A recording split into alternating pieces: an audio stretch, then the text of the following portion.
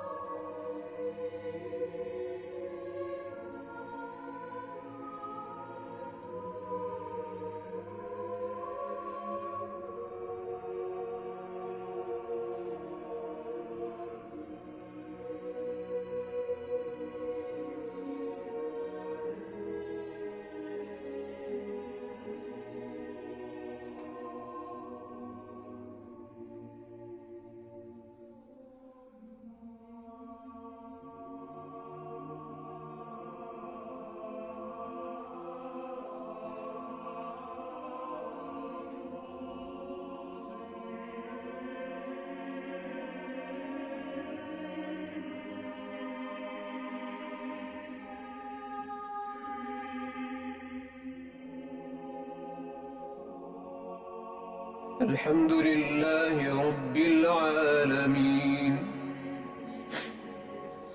الرحمن الرحيم مالك يوم الدين إياك نعبد وإياك نستعين اهدنا الصراط المستقيم صراط الذين أنعمت عليهم غير المغضوب عليهم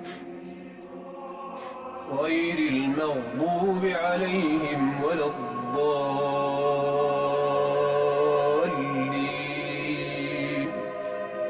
آمين.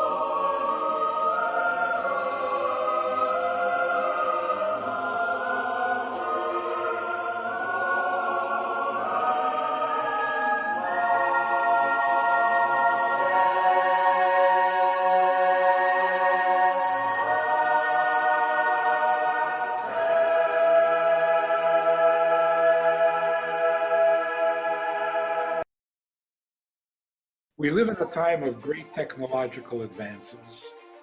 We live in a time where we believe almost blindly, almost religiously, in the powers of science and scientists, experts, doctors, and yet we are suddenly finding ourselves without a solution, without a clue. We don't know what we're dealing with. We don't know how to respond. We don't know how to control it. We don't even know what it is. And it's very good for the soul to be reminded that we have not mastered the universe. We have not conquered nature. We still have a long way to go for that. Now, there are people who actually say, and they say, why would God allow such a virus? Why would God allow such a pandemic? Why would he allow it? What is that suggesting? It's as if some things happen and God intervenes, but then there are other things that happen and God doesn't intervene. Nothing happens unless God makes it happen. Everything that happens, happens for a divine purpose and a divine reason. Otherwise, it cannot happen. Everything we're going to experience is going to be divinely orchestrated for our benefit. The world is shutting down all its practices. What is our schedule made of? We go here, we go there, we do a little of this and we do a little of that, and then we come home and we've had it. All of a sudden, without anyone saying a word, no theater, no partying, no traveling, no going anywhere. All our habits have now been canceled. We have been freed and liberated from our Mitzrayim. We are so caught up in these things that we actually started to believe that that's what life is about. Life is about going to school, going to work, going to parties, going to a theater, going for some entertainment, going for some shopping. That's life. Now we're seeing it's not. This is a very good thing. The break of habits that this virus is bringing is such a fantastic opportunity to change the habits we've been trying or hoping to change, planning to change for years. But, you know, an hour goes by, a week goes by, a month goes by, and you haven't changed it. Now, we have the perfect opportunity. everything is changing anyway. We can now have the life we choose. We are encouraged by events to rethink where we put our energies. What are we living for? What are we getting up in the morning for? The world is going to be a much better place as soon as this thing is over. That is really a pre-Pesach message. Every generation has to come out of its Mitzrayim, out of its enslavement. And what we're seeing now is, like in the days of Egypt, Jews were pushed out of Mitzrayim. Here we're being pushed out of our habits. We're not asked, we didn't volunteer, it's being done for us. If we take advantage, if we keep our heads and we see the opportunities, by Pesach time, we can have a much healthier life, a much healthier planet. All assumptions can now be questioned.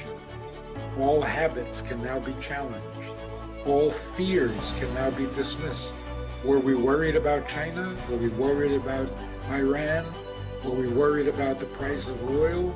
Boy, we're getting sobered up. Everything is changing. And it is changing for the better. And we are maturing as a human race. That is a beautiful thing. It's not a warning. It's not a punishment. It's not doomsday. This is going to pass. And we're going to find ourselves in a cleaner, healthier, more noble world, politically, geographically, financially, and personally. So now is the time to think not of ourselves but of others. We have to become more alive, more enthusiastic about our mission and our purpose. We're going to do mitzvahs we've never done before because we're going to have more time. We're going to be home. We're going to become better mothers, better fathers, better husbands, and better wives because we have no choice. Got no place to go.